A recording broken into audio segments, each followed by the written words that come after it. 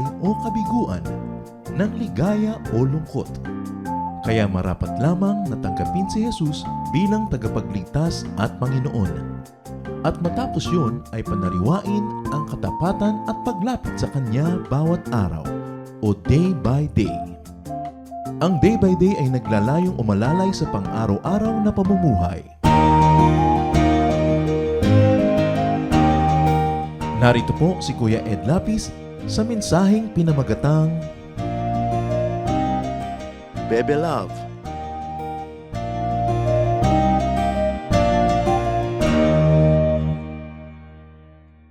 Colossians 3:21.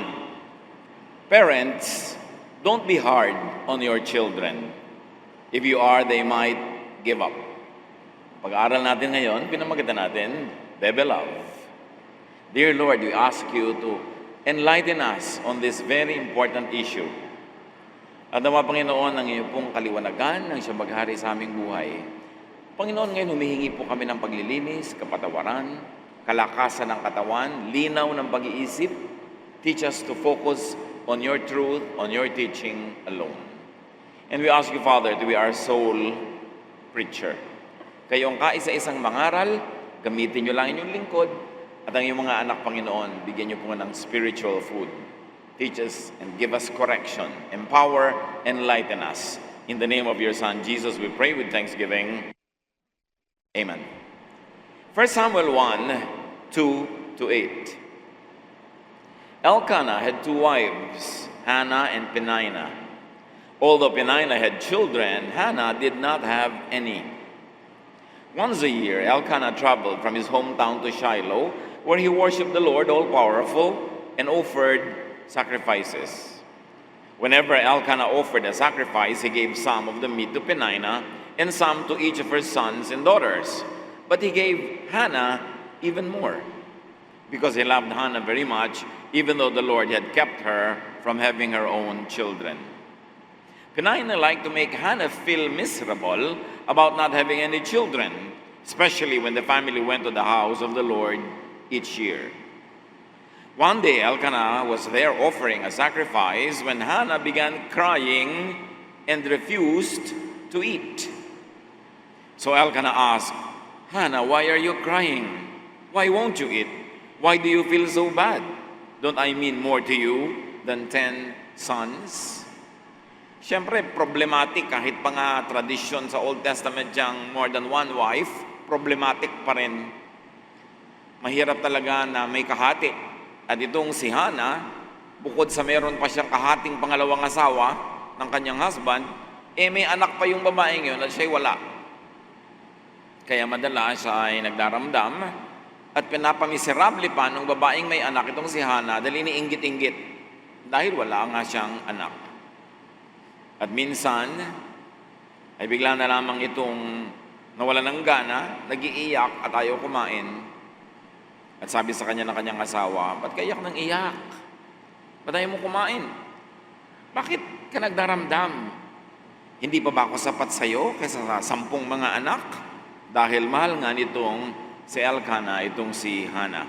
May tampo, may hinanakit, may sama ng loob, Hannah sulks. Nagdramang bukid, nagmukmok. To sulk is to be angry or upset about something and to refuse to discuss it with other people. At madalas nangyayari yan sa anak, magulang, lalo sa mag-asawa. Hindi mo malaman kung ano pinagtatampo, ano pinagdaramdam, dadabog-dabog, ayaw sumagot, walang gana, tanungin mo naman, ayaw sabihin. A sulk features intense anger and an equally intense desire not to communicate what one is angry about. Can you relate? Masama ang loob mo, pero ayaw mo sabihin kung bakit. Ito naman kinakasamaan ng loob, either manhid, hindi ka nahahalatang nagtatampo, lalo ka tuloy magtatampo. At kung tanungin ka naman kung ano yon, sagot may wala. Ayaw mo naman sabihin. Ano ba ang ugat ng sulking o pagtatampuriring, pagpapadramang bukid, pagmumukmok? Ugat ng pagtatampo at paghinanakit, ano ba ang talagang ugat ng pabebe? Mga pabebe-bebe dyan, hindi mo maintindihan kung ano ang gusto. Well, the one who loves expects to be loved and parented and treated as a child, as an infant, as an offspring, kahit pa nga ang tanda-tanda na niya. Kaya nga pabebe ang tawag hindi na bebe. Bebe ang kalabaw na, pero pabebe pa. Dahil ang isang taong nagmamahal, inaasahan niya na siya'y mamahalin din at mamahalin siya nung kanyang object of love na as if yung object of love niya ay kanyang magulang. Na itatrato siyang bata, sinusuyo-suyo, pinapakiram naman, inaala-alagaan. Because this is man's most primordial, primitive, and natural longing. Mahalin ng magulang. From birth, from the fall of man, from being separated from God, people suffer from separation anxiety. 99.99% siguro ng mga tao merong separation anxiety. Lalo na nung ang bata ay nalagot ang pusod mula sa sinapupunan ng ina nung ipinanganak, na separate sa source of nourishment, source of love, source of care. Mula nun, meron ng separation anxiety. Lalo, hirap na hirap mag-goodbye, ayaw pawala ng mahal sa buhay, ayaw malayo, merong ganon. At ano ang konteksto ng separation anxiety? Because an unborn child, an infant, a child is automatically and unconditionally cared for in the womb, provided for, attended to, indulged in the womb and in early childhood. Yung bata na nasa sinapupunan, hindi kailangang humingi, hindi kailangang umiyak, hindi kailangang magsabi, automatic, ibinibigay nung ina ang lahat ng kailangan niya. May himas-himas pa, may hagod-hagod pa, kinakausap pa, and never does the infant or the fetus, if you like to call it so, feeling alone dahil naka-attach sa womb ng ina. Pero oras ay panganak at yun ay nalagot. Kutakot-takot na insecurity ang kakambal at kasama. Parental love is the first love a person experiences. Parental love is the standard for love that is set in a person's subconscious. Yan talagang pag-ibig ng magulang ang una na nakilala natin na pagmamahal. At yon ang nanatiling nakaukit sa ating alaala kung ano dapat ang pagmamahal. That's why people look for papa or mama that they had or they never had. Kaya kung ikaw ay minahal ng iyong mga magulang, hinahanap mo rin ng ganung pagmamahal sa iyong magiging asawa, sa iyong mga magiging kaibigan, at pag hindi mo yun natatagpuan, tampo ka ng tampo. Ayaw mo naman sabihin kasi nakakahiyang sabihin. At lalo naman kung hindi ka na mahal, biyatok-batukan ka noon, in-ignore ka, lalo ka ngayong gutom na gutom at uhaw-uhaw sa pagmamahal, kaya kahit sinong dumaang may bigoting magmamahal sa iyo kahit konti, sama na. Kasi nga, yun ang uhaw ng tao, pagmamahal. Pagmamahal ng magulang na pinakadalisay sa lahat. Isaiah 49:15, the Lord answered, could a mother forget a child who nurses at her breast? Could she fail to love an infant who came from her own body? Of course, the answer is no.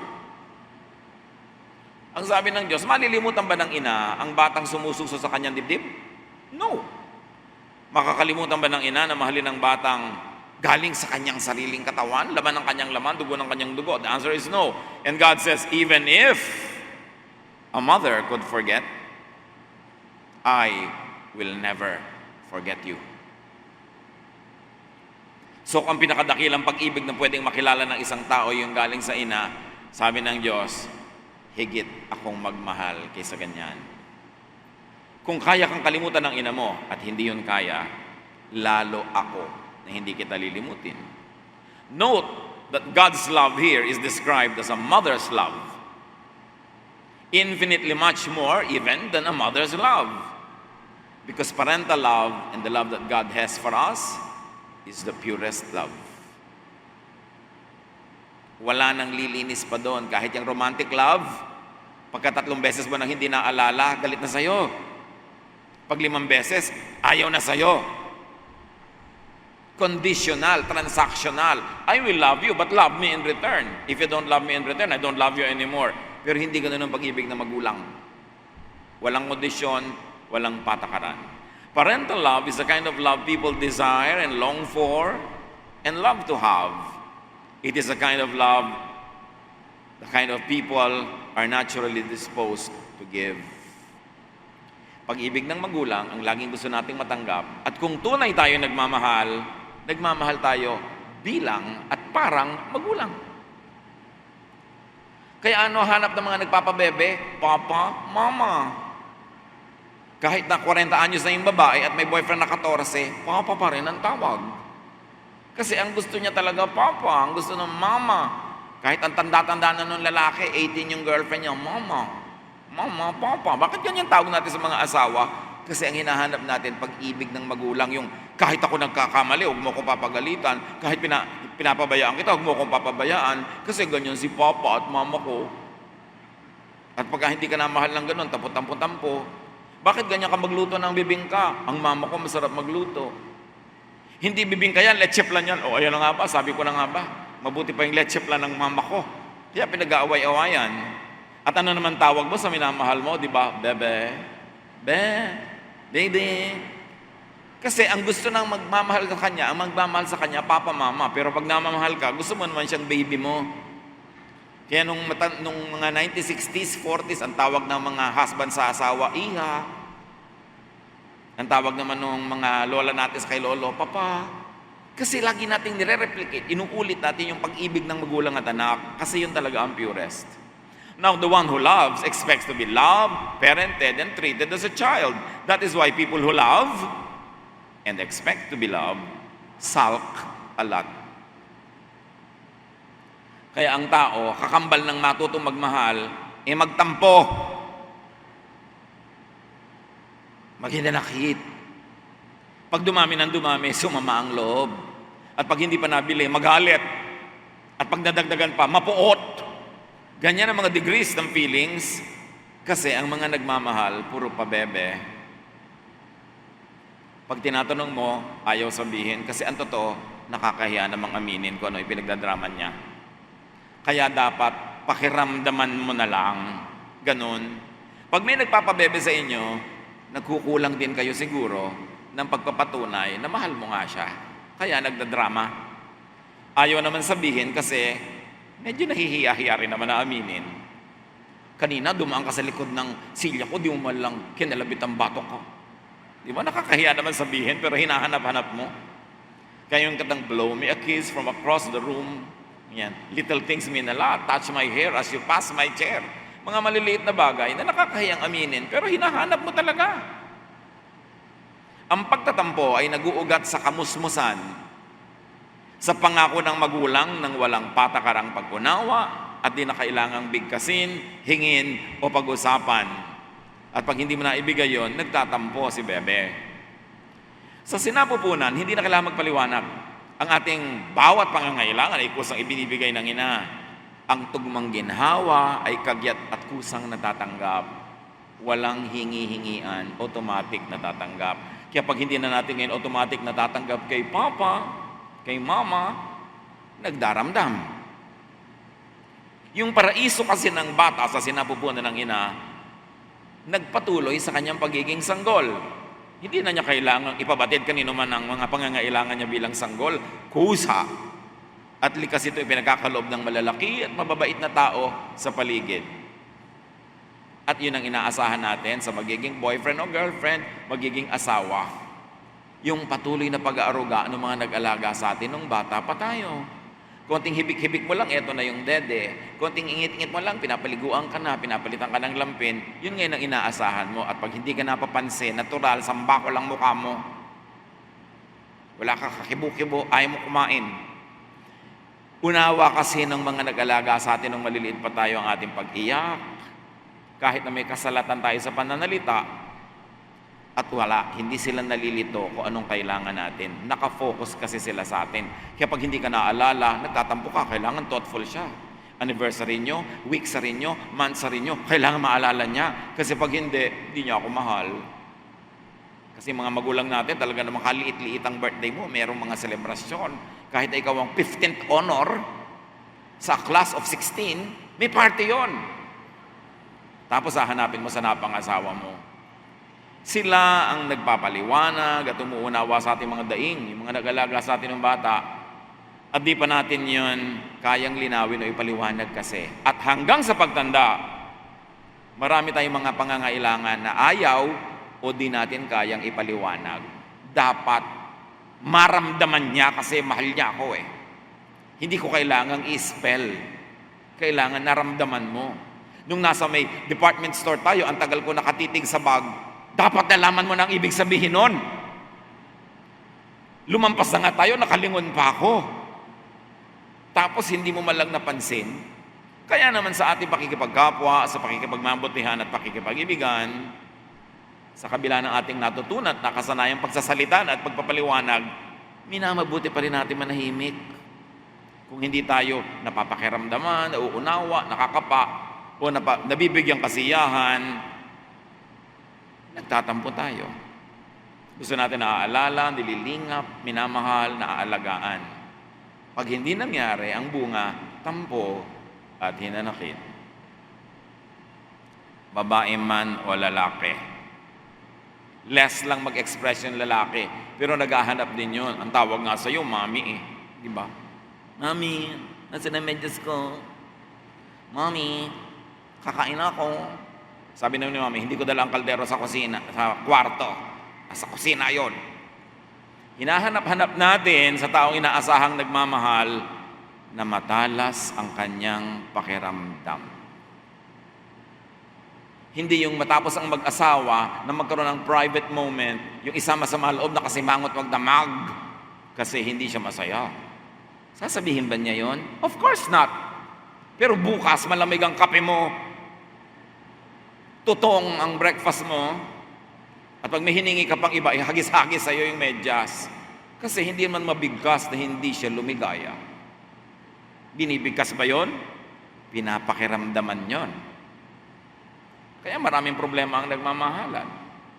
At kung tayo ay mabigong mapansin, maalala, maalagaan, tampo at hinanakit, pabebe. That is why one of the most common and most puzzling phenomena between lovers is sulking. Tampuhan, drama. Kitang-kita mo kahit nasa fast foods, may drama ang babae. Ang dalang-dalang sumubo. Ang tagal-tagal tumusok ng hotdog. No? Walang sigla-sigla, may drama. Because an unborn child, an infant, a child, receives all the love, all the care, all the attention, automatically, naturally, without asking for it.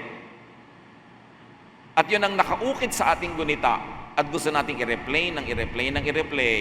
O ayan, malapit na akong umiyak. O ayan, mapapaiyak na ako. Hindi mo pa ako binibigyan ng kailangan ko. O ayan, nagngangal-ngal na ako. Ayan, nalunod na ako sa baha ng luha ko. Di mo pa rin ako pinapansin. Galit na yun. Now, mga kapatid, imagine an unwanted fetus. Ina-abort-abort, inilalaglag-laglag, inuumpog-umpog ng nanay niya sa pader yung tiyan para malaglag ang bata. Can you imagine ang psychological impact nun sa fetus? Yung minahal na nga ng minahal habang ipinagbubuntis, hingi pa rin namang hingi ng pagmamahal eh. Eh yung pang inilalaglag-laglag, ang laki ng kulang nun. At kung yun ang natapat sa inyo na napangasawa nyo, sobrang demanding, sobrang selosa, sobrang makahingi, baka inilalaglag-laglag noon. Unawain nyo na lang. Sabihin mo, inilalaglag ka ba ng nanay mo noon? Bakit ganyan? Kakapit to ko. No? Kasi siyempre, kailangan kapit to ko ka, inilalaglag ka na, kailangan kumapit ka sobra. Bantay-bantay ka, nakagdando ka lagi, baka ka mawala eh. Kaya mga tao, may pinanggagalingan kung bakit sila ganon, dapat maunawa. Inilalaglag na nga, nabuhay pa. So, ano ngayon ang kailangan niyan? Ano ngayon ang hinahanap niya sa buong buhay? O kaya yung hindi naman nilaglag, pero hindi naman minahal ng bata. Naglalalangoy sa kanal, walang pumapansin. Daplis-daplisan ng mga jeepney sa paglalaro sa kalsada, walang nagalaga. Dinapuan na ng lamok, langaw, elepante, wala pa rin pumansin. Can you imagine kung ano ang demands niyan sa kanyang mamamahal sa buhay at mga mahal sa kanya? Kaya dapat malalim ang paghuhugutan mo ng pangunawa pag ang asawa mo pabebe. Kasi baka hindi na bebe nung araw pa. Baka 3 years old pa lang, pinagtitinda na ng mga kakanin. Hindi na mahal. Pagka may sugat, kusa na lang gumagaling, nagkalangib-langib na, wala nagmahal. Eto ka ngayon, minahal mo siya. Sa'yo niya ngayon hahanapin ang lahat-lahat. At dahil mahal mo siya, ibigin mo siya para sa lahat ng hindi umibig sa kanya. Alam niyo yon? Mahalin mo ako para sa lahat ng hindi nagmahal sa akin. Pero malaki-laking bayarin yan, ano? Pero kung mahal mo siya, gagawin mo yon. Kasi mas hindi siya minahal ng bata, mas pabebe. Mas maramdamin, mas matampuhin. The one who loves, the one who parents you, is supposed to know what you need and want, supposed to give you what you want and need without being asked. This is true in material, emotional, and even sexual needs and wants between couples. Kailangan, wala nang tanungan pa, makiramdam ka. Do not presume that the customer is contented. Kailangan meron kang customer and marketing research para maganda ang approach mo sa buhay. The sulker gravely needs the other person to understand, and yet remains strongly committed to doing nothing to help him or her to do so. Yun ang hiwaga ng pagmamaktol. Kung gagano nagmamaktol, ganon din naman ayaw sabihin kung bakit. Kaya kailangan mo makiramdam. Bakit ayaw sabihin? Because verbalizing, explaining, and demanding the need and want trivializes and vulgarizes it. Sasabihin pa, yun lang pala. Ang liit-liit na bagay pinagtampo mo, mamaliitin. Kaya mahirap sabihin kasi mukhang maliit. Pero walang maliit sa taong nagmamahal o naghahanap ng pagmamahal. Kaya nga, little things mean a lot. Verbalizing it removes its wonder. Nawawala ang hiwaga at kababalaghan pag binibigkas ang mga pangangailangan natin. Kailangan na lang kusang ipinagkakaloob. Verbalizing exposes the childlikeness of the one who wants it. That's why it is a difficult task to tell people what you really want.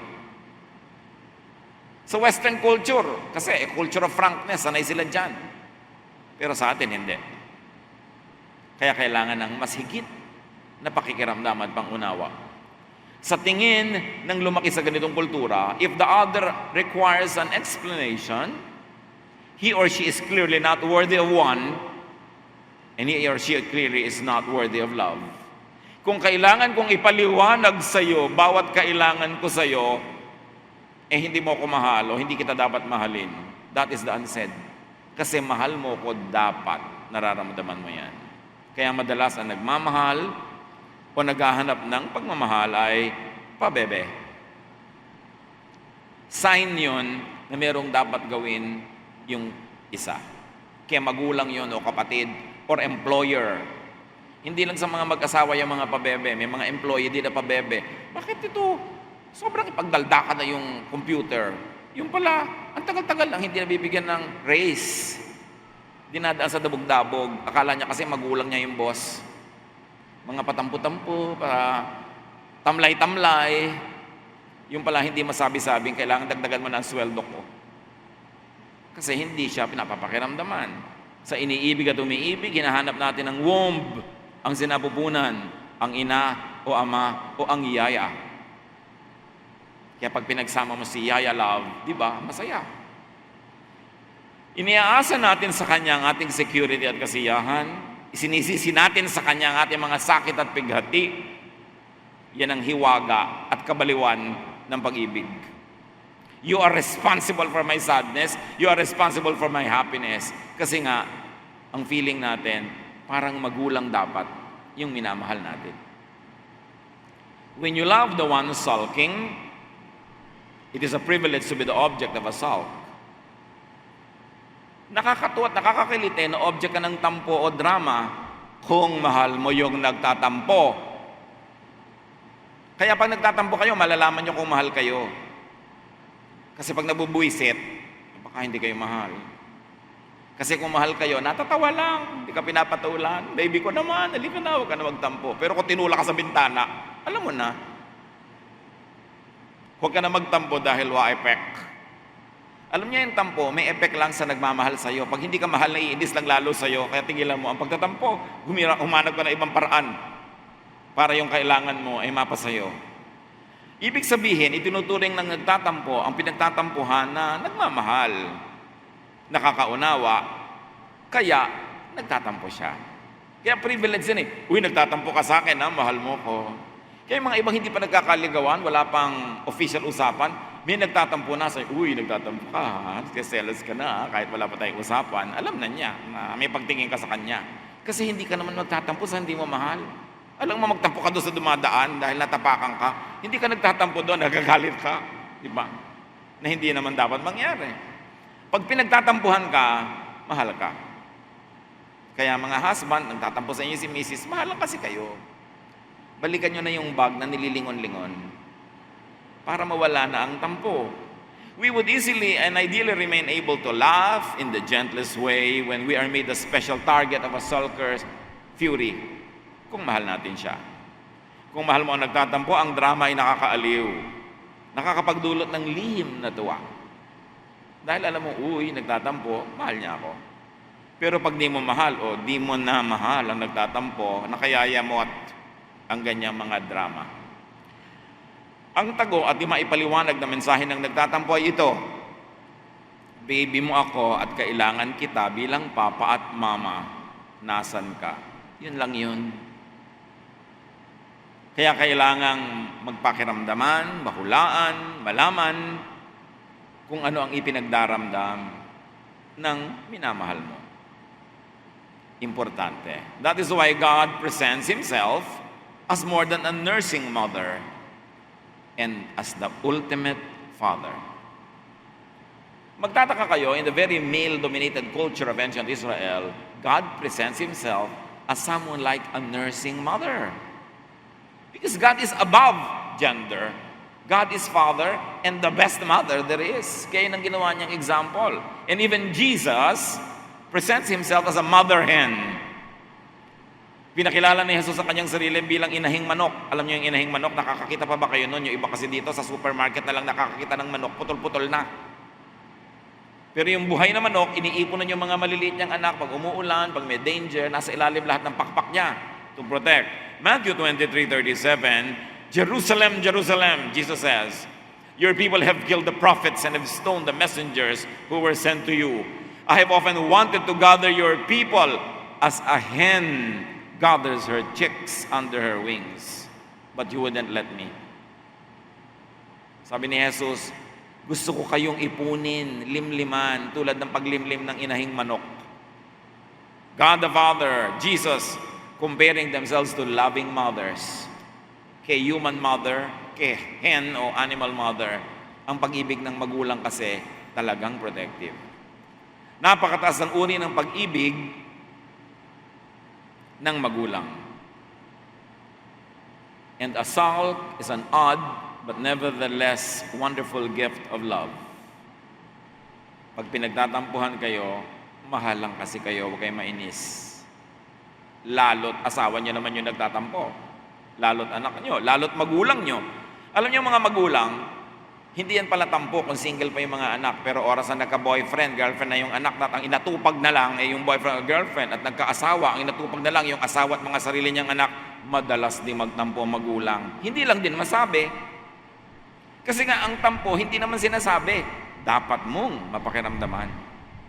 Pero pag pinagtatampuhan ka, malamang may pagkukulang ka.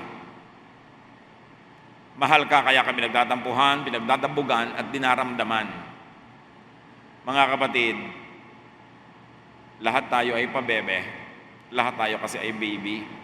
And we were all once upon a time babies. And we never outgrow that.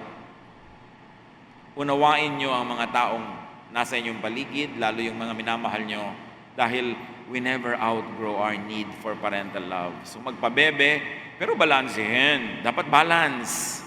Dapat ang lahat. Hindi mo excuse na, syempre nagpapabebe ako sa'yo dahil once upon a time I was a baby. Pero dapat din tayo mag-mature because love is not self-seeking. Hindi ko mo, mahal mo siya at mahal ka niya, ikaw na lang lagi magpapabebe. Dapat ikaw naman kumisan yung parent, ikaw yung nagmamahal, ikaw yung umuunawa. Give and take, bigayan. Si Papa, si Mama ay baby at pa-baby rin. Panahon ang pangangailangan ng tao. Kaya sa panahon na ikaw ang mas malakas, ikaw muna yung Papa, ikaw yung Mama, siya muna yung baby. Sa ibang panahon na siya yung malakas at mahina ka, di ikaw naman yung baby, siya naman yung Papa at Mama. Bigayan. For everything there is season and a time for every matter under heaven. Ecclesiastes 3:1, everything on earth has its own time and its season. Makiramdam, magbigayan, magmahalan. Don't waste precious time on earth being angry. Magmahalan and love generously, love fabulously, love to the max. Because we have only one chance to love. And when we are no longer on the face of the earth, we will no longer have that same opportunity. 1 Corinthians 13:4-11, love is kind and patient, never proud or rude. Love isn't selfish or quick-tempered. Love is always supportive. When we were children, we thought and reasoned as children do, but when we grew up, we quit our childish ways. So dapat binabawasan din, minimize ang pagpapabebe kasi mahirap din at mabigat dalhin kung ang daming pabebe sa paligid. Nakaka-stress din yan. So mahalin din naman natin yung mga nagmamahal sa atin, minimize pagpapabebe. Whenever you can, be on the giving rather on the receiving side of love. 1 Corinthians 13:5, love isn't selfish. And then maximize ang pagpapakapapa or mama. Hindi lang sa romantic partner, kahit kaninong kapwa-tao. Magmahalan sa isa't isa. At sabi sa Ephesians 5:25, a husband should love his wife as much as Christ loved the church and gave his life for it. As much as Christ described himself as a mother hen, as much as God the Father described himself as a nursing mother and more, lahat tayo maging ganun sa ating mga minamahal. Hindi lang husband, wife din, parents din, children din, friends, employers, lahat tayo may pananagutang magmahal sa isa't isa. John 13:34, but I am giving you a new command. You must love each other just as I have loved you. Magandang mission every day, especially kung kayo malakas at hindi yung siyang nangangailangan ng tulong, ang mission mo, sino kaya ang bebabyhin ko ngayong araw na to? Please lang, huwag yung sekretary nyo sa office. Huwag si kumare, unahin nyo si wife o asawa, mga magulang, kapatid, yun ang babyhin. Magandang mission yon because Jesus has only one command and that is to love one another. To love, yung mambebe ka, is doing the work of the Lord. Dear God, we thank you that there is love. And we thank you that even in the stories in the Bible and in the verses in the Bible, we can understand the ones who love us and the ones we love. Teach us to be more loving. Teach us, Lord, to give your love like a parent to people around, especially sa mga mag-asawa. Nawa, Panginoon, ang pag-ibig mo lalong tumingkad, gumanda, kung nagkakaunawaan ng bawat miyembro ng pamilya. Mga kapatid, mangbebe kayo at bebe tayo lahat ng Diyos. God bless you.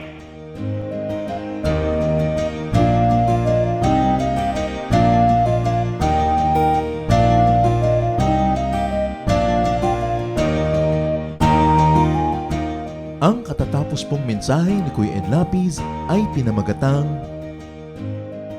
Bebe Love.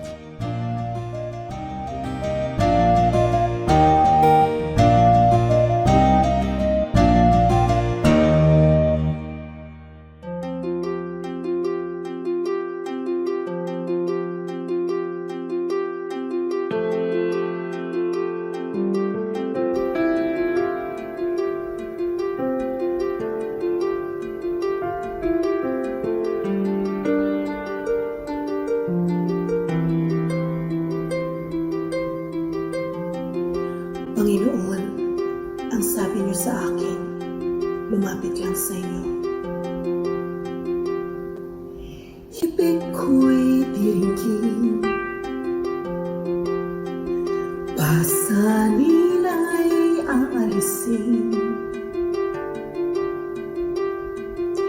Lahat ng kabigatan ng isip at katawan, ilalagak ko na sa inyong kantungan.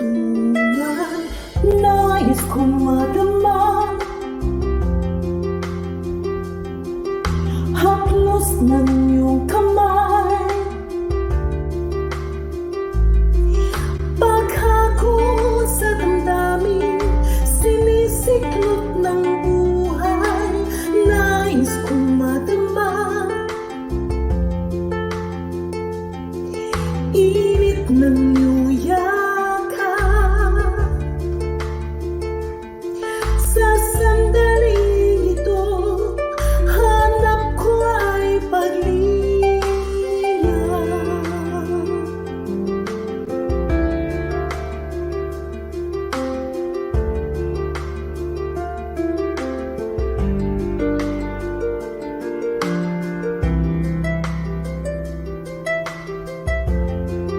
Panginoon, tinatanggap ko po ang inyong paanyaya.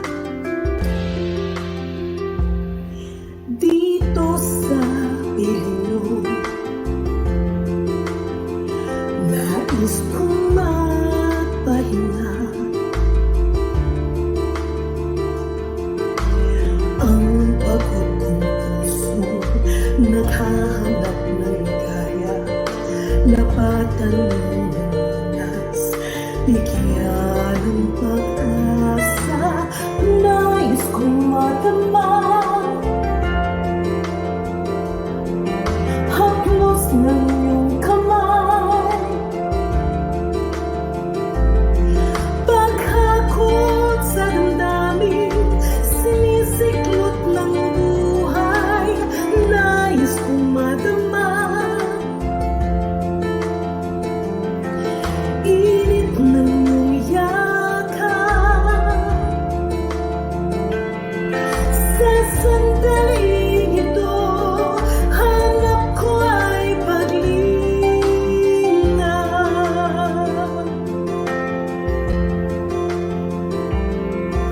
Narito ako ngayon, ituloy mo sa bisig ng iyong pagmamahal. Nais kong madama, haplos ng iyong kamay, paghakot sa damdamin, sinisiklot ng buhay, nais kong madama. Init ng iyong yakap, sa sandaling ito, hanap ko ay paglingap. Nais kong madama, haplos ng iyong kamay, paghakot sa damdamin, sinisiklot ng buhay, nais kong madama. Init ng iyong yakap, sa sandaling ito, hanap ko ay paglingap.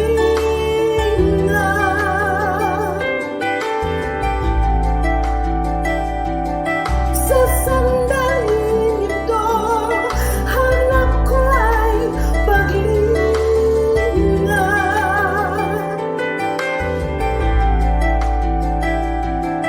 Sa sandaling ito, hanap ko ay paglingap.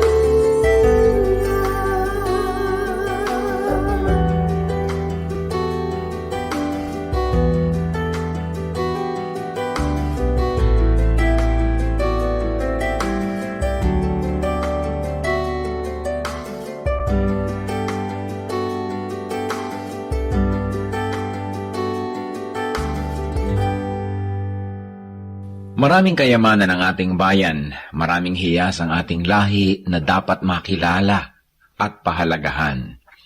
Kadalasan meron po tayong parang mababang pagtingin sa ating sarili, sa ating mga ninuno, sa ating mga katutubo, at ito marahil ay dahil lamang sa kulang tayo sa impormasyon o kaalaman, kulang tayo sa pagkilala, kaya hindi natin nakasanayan at kung minsan hindi tayo nagagandahan. Maraming kayamanan ang lahing Pilipino. Dapat na makilala, dapat itanyag, at dapat lang na magamit sa pagsamba sa ating Panginoon tulad din ng lahat ng mga larangan ng mga artes ng ating bayan. Isa na dito, na kayamanan ng bayan ang ulalim. Ang ulalim ay isang epikong paawit ng mga Kalinga. Anang kano dilalame susun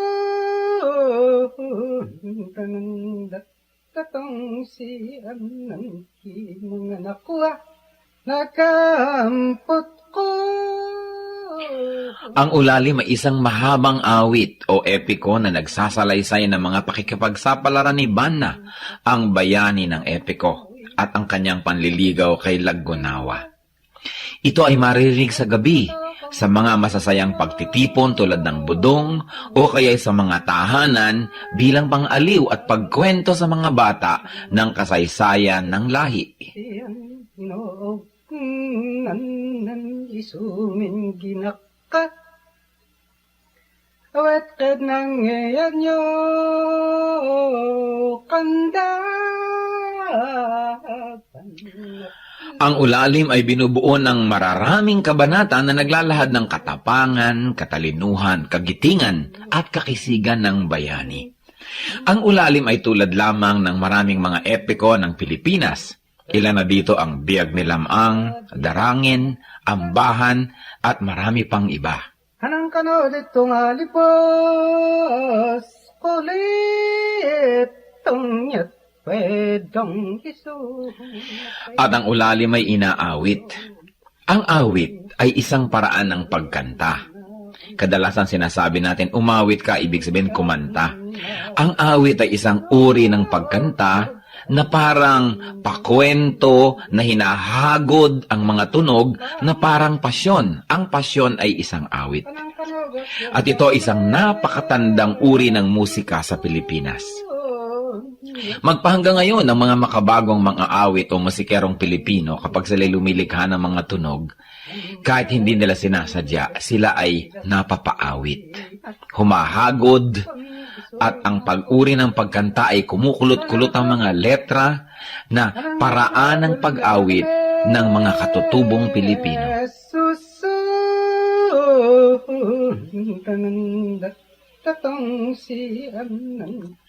Kilalanin po natin ang mga awit, ang mga epiko ng ating bayan. Hindi tayo salat sa mayamang kultura. Kulang lang tayo sa pag-aaral at kulang lang tayo sa pagkilala. Kung mahal natin ang Diyos ay dapat mahalin ang bayan na ibinigay sa atin.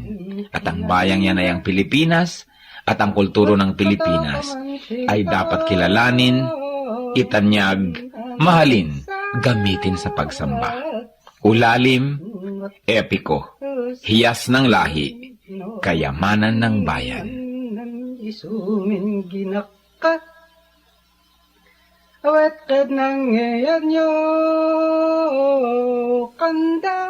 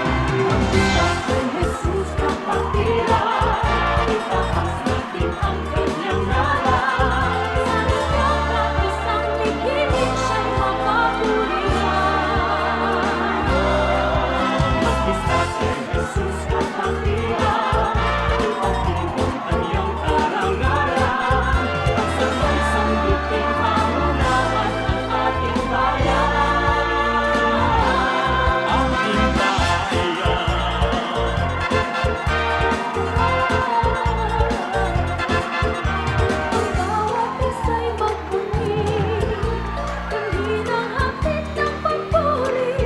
Ang bukong nag-aaway, pista ay binawi. Ito ang lugar natin. Kay Jesus ang patira, itaas natin ang kanyang ngalan. Sa lahat isang mithiin siya'y mapapurihan. Kay Jesus ang patira, ipagdiin ang kanyang karangalan. Pagsabay ang daigdig pangunahan ng ating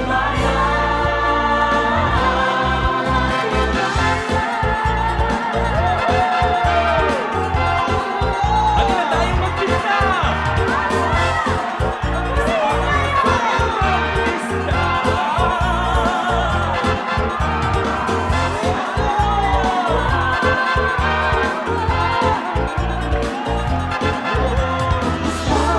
napakaligaya at itim ng kanyang pagpapala.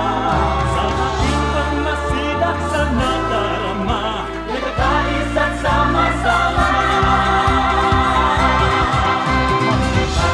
Jesus Pilipinas, pag-ibig sa Diyos ay magliligas. At kinain ang hanip, lingapin ang kanyang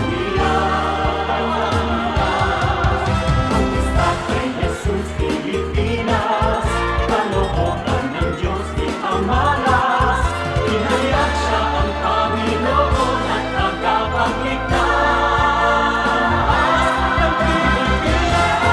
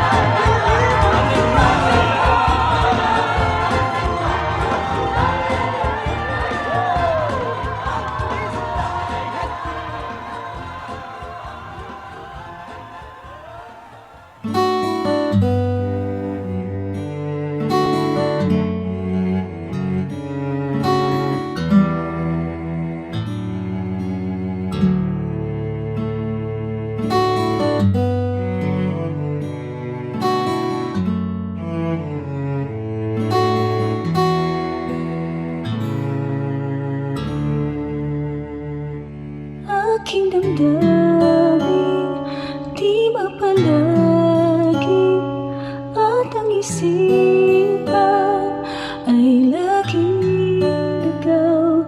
Di mawawari ang buhay palagi, kahit itama ay hindi sapat. Nais kong itama ang lahat, ngunit iabot at di sapat. Jesus, kailangan kita. Jesus, hindi mangangamba. Jesus, pag-ibig niyo'y ba di mapapantayan kahit nasiwan. Jesus, kailangan kita. Jesus, sa'yo'y hindi mangangamba. Jesus, sa piling niyo ako'y laging may pag-asa.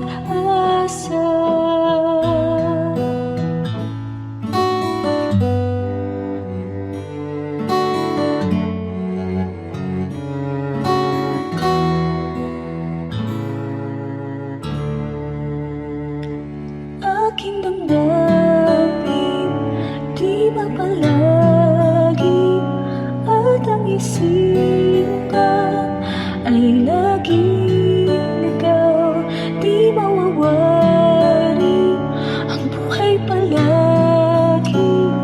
Kahit itama ay hindi sapat, nais kong itama ang lahat. Ngunit di abot at di sapat, Jesus, kailangan kita, Jesus, hindi mangangamba, Jesus,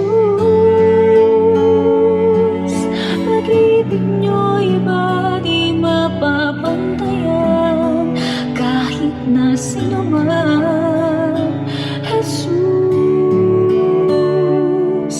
kailangan kita, Jesus,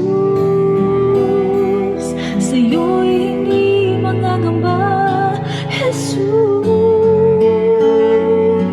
sa piling niyo ako'y laging may pag-asa, Jesus, kailangan kita, Jesus, hindi mangangamba,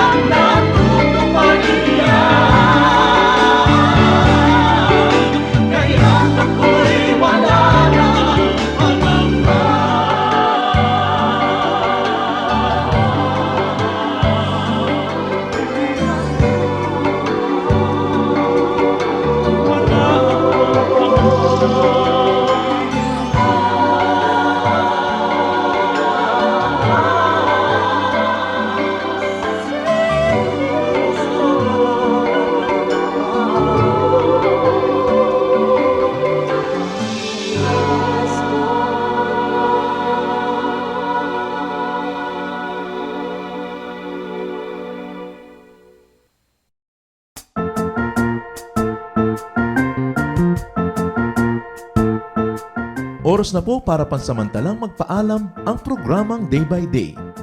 Tayo po'y magsama-sama tuwing ika-6 hanggang ika-7 ng umaga, araw-araw.